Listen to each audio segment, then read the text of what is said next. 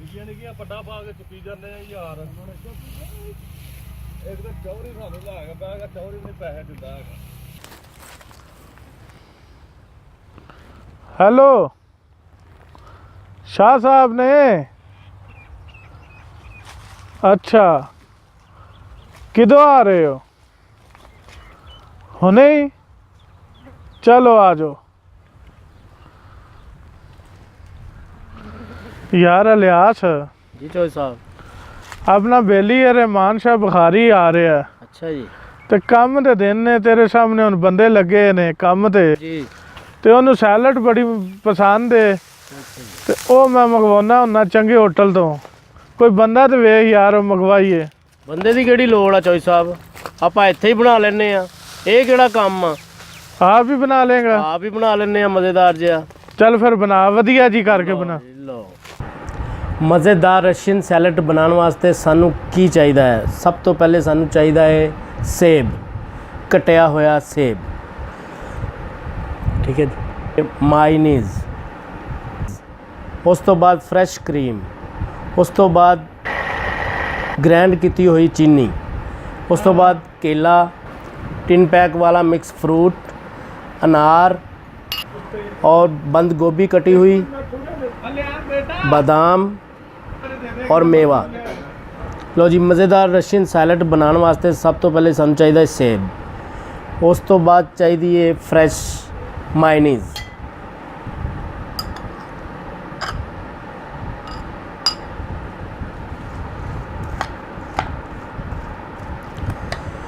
उस तो बाद चाहिए फ्रैश क्रीम,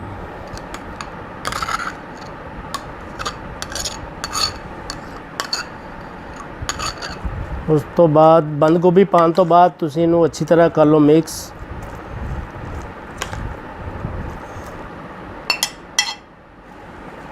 केला पाने तो बाद बादाम, मेवा, उस तो बाद अनारदाना, अनार, मिक्स फ्रूट,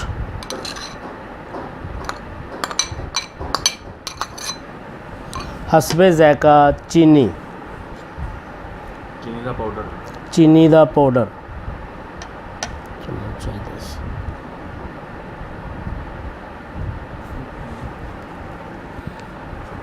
तो बाद सब चीज़ां पा के असीं इनू अच्छी तरह करांगे मिक्स।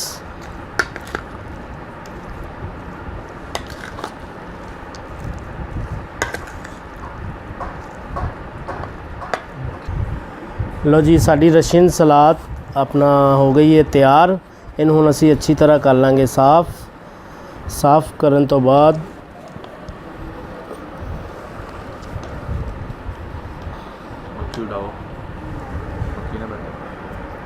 इस तो बाद इनू असी होर मज़ीद खूबसूरत कर दिन्ने आ।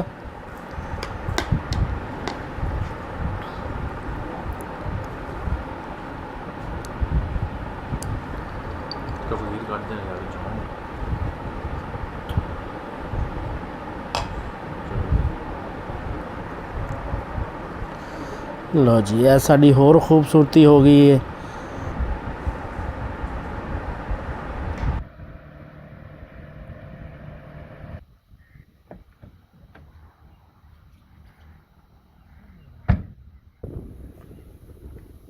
ਕੰਮ ਧਿਆਨ ਨਾਲ ਕਰ। ਠੀਕ ਹੈ ਜੀ ਚੌਰੀ ਜੀ चौधरी साहब मेरा यार आया भाई। ਚੌਰੀ ਸਾਹਿਬ ਕੀ ਹਾਲ ਹੈ? सब खैर है? ਕੀ ਹਾਲ ਹੈ? ਤੁਸੀਂ ਸੁਣਾਓ? ਵਾਡੀਆਂ ਪਈਆਂ ਨੇ? ਹਾਂ ਬਸ ਲਾਏ ਆ ਬੰਦੇ ਵੇਖੋ। ਮਾਸ਼ਾਅੱਲਾ ਭਰਾ ਮਸਰੂਫ ਬੜਾ ਹੈ। ਬਸ ਜੀ ਫਿਰ ਕੀ ਕਰੀਏ, ਦਿਨ ਜ਼ਰਾ ਹੁੰਦੇ ਆ 4 ਦਿਨ। ਆਓ ਬਾਬੋ ਬਹਿ ਗਏ ਜੀ। सब और सुनाओ। अल्लाह का करम है, सब फर्स्ट बाल क्लास। बच्चे माल डंगर बस साढ़े सामने अल्लाह का बड़ा करम है। लिहाज जा यार कुछ लैके आ। चौधरी साहब ला ला चौधरी साहब सैलड बनवाइए, हाँ। सैलड मंगवाई मेरे वास्ते। बिल्कुल चेक करने हैं।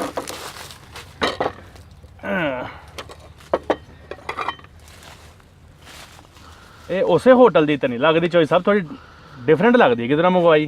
चेक करो फिर तुम दसने कितों आई। बिस्मिल्लाह रहमान रहीम।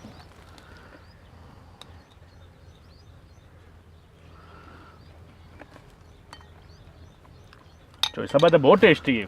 ਇਹ ਆਪਣੇ ਲਿਆਸ ਨੇ ਬਣਾਈ ਹੈ। ਨਾ ਕਰ ਯਾਰ, ਸਹੀ ਗੱਲ ਹੈ। ਇਲਿਆਸ ਭਾਈਆ ਤੁਸੀਂ ਬਣਾਈ? जी शाह जी। ਕਮਾਲ ਕਰ ਦਿੱਤੀ ਯਾਰ। ਤੁਸੀਂ ਦੱਸਣਾ ਨਹੀਂ ਹੂੰ ਕਿ ਹੋਟਲ ਦੀ ਹੈ ਕਿ ਮੈਂ ਬਣਾਈ ਹੈ। ਸਵਾਦ ਆ ਗਿਆ ਯਾਰ।